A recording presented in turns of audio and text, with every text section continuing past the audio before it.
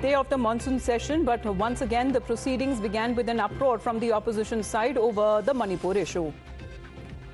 Union Minister Piyush Goyal slams the opposition for creating a ruckus in the House and for delaying the discussion on Manipur, says the government is ready to discuss the issue in Parliament at 2 p.m. MPs of the opposition alliance INDIA, who had gone to Manipur to assess the ground situation in the state, have now briefed the leaders of the grouping here.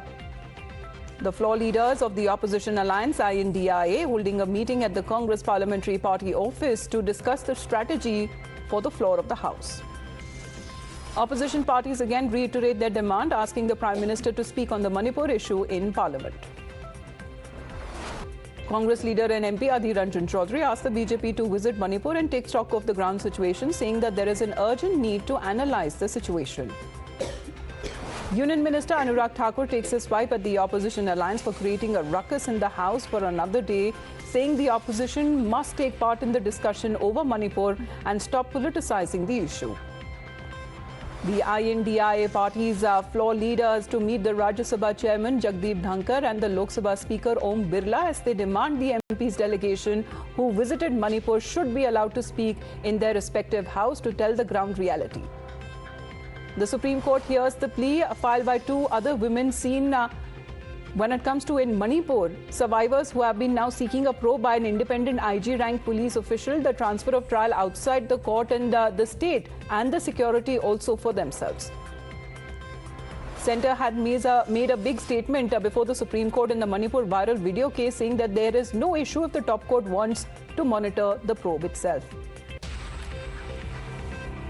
Well, as per sources, Union Home Minister Amit Shah is likely to introduce the government of the National Capital Territory of Delhi Amendment Bill, the Ordinance Bill, which was, remember, put in the Lok Sabha at 2 p.m. today.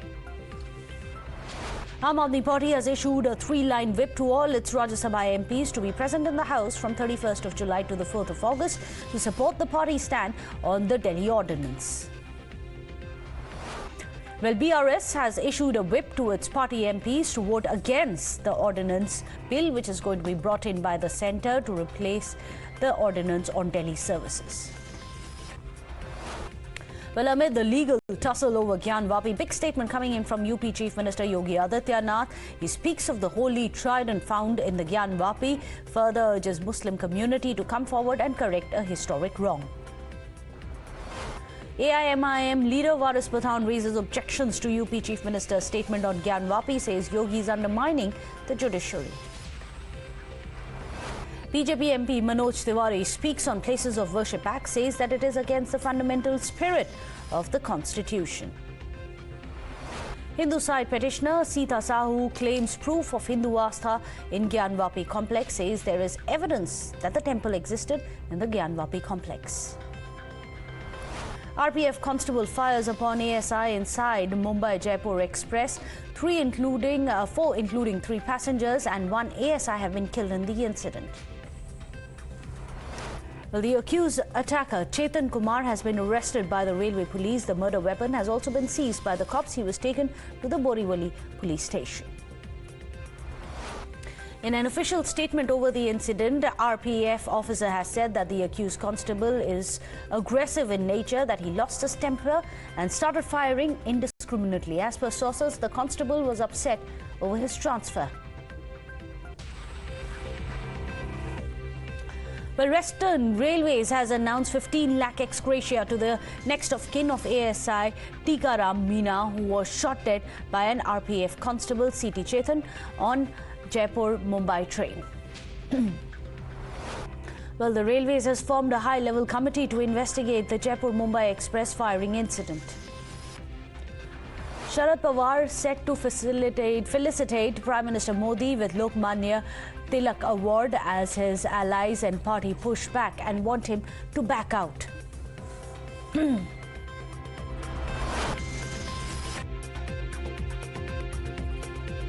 Well, ahead of Prime Minister Modi's visit to Maharashtra, Go Back Crime Minister posters plastered in Pune.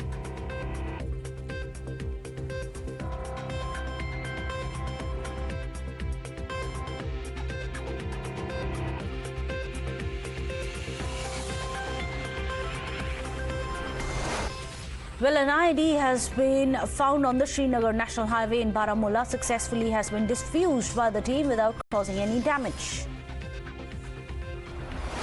BSF troops foil infiltration bid in Jammu's ARNIA, neutralize one intruder along the international border. Crackdown on narco-terrorism continues in a joint operation. BSF and Punjab police recover a Pakistani drone and seize 3 kgs of heroin in Tarantan. Search for the missing army jawan Javed Ahmed Wani continues. Wani's mother makes another appeal to the kidnappers, asks them to send his son back home. Meanwhile, politics continues to peak. Political slugfest over the missing jawan in Kulgam intensifies. Congress slams the centre, says the government is peddling a fake narrative of normalcy in Kashmir. Amid politics over missing army jawan case, Dogra front protests against Kashmiri and Congress leaders for maintaining silence and instead playing politics over the issue.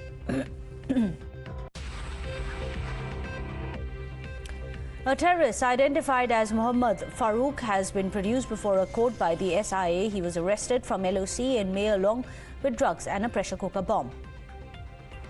As nominations begin today for WFI polls, BJP MP Brij Bhushan holds a meeting with officials of the state units before filing his nomination. Supporters gather outside Bhushan's house. Bollywood actor Nora FATEHI records her statement in the defamation case filed against Jacqueline Fernandez in the Patiala House Court. In her statement, she says that she's been called a gold digger and has been accused of having a relationship with the con artist Sukesh Chandrasekhar. Team of the NCW, led by chairperson Rekha Sharma, is in Kolkata to investigate the horrific case of a woman who was allegedly brutally assaulted, molested and paraded naked by political goons in Howrah. After MP woman Anju crossed the border to meet Facebook friend in Pakistan, MP Home Minister Narottam Mishra says that the state police will examine international conspiracy angle in the case. The Lotto Drivers Association protest against the Congress Sri Shakti scheme allowing free bus travel for women, submit memorandum demanding to roll back the scheme, saying that it is impacting their business. In a relief to Karnataka, Deputy Chief Minister D.K. Shivakumar, the Supreme Court refuses to interfere in Karnataka High Court order, which granted the interim stay on the CBI inquiry against him into the alleged disproportionate assets case. Late night accident in Surat. A swift car hit 3 to 4 bike riders on BRTS routes. The injured have now been hospitalized. 56 dengue cases have been reported in the last week alone in Delhi. 11 cases of malaria have also been reported. The highly anticipated India-Pakistan group clash in the upcoming ODI World Cup is all set to be rescheduled to 14th of October, a day earlier than originally planned. Ukrainian authorities confirmed a massive blaze in the warehouse following Russian shelling. One security guard has been injured. No deaths have been reported. Military parades on Navy Day took place in various Russian regions and in Syria to showcase the country's naval power. President of the European Commission highlighted that 2016 agreement of the South China Sea was legally binding and that brute force cannot be tolerated in the region. Australia's Prime Minister and Defence Minister have paid a tribute to 4 victims of the Army helicopter crash during nighttime exercises with the United States. Saudi Arabia's Defence Minister is on visit to Japan. He is likely to meet his Japanese counterpart as well as Prime Minister Fukushima is in a bid to strengthen the bilateral ties. Black women held a march in Copacabana Beach for the 2023 Black Women March against racism of all forms of oppression and violence. 5 people have been injured, including 2 who were listed in a critical condition after a shootout in US's Michigan. Cops have detained several people and have made several seizures of firearms.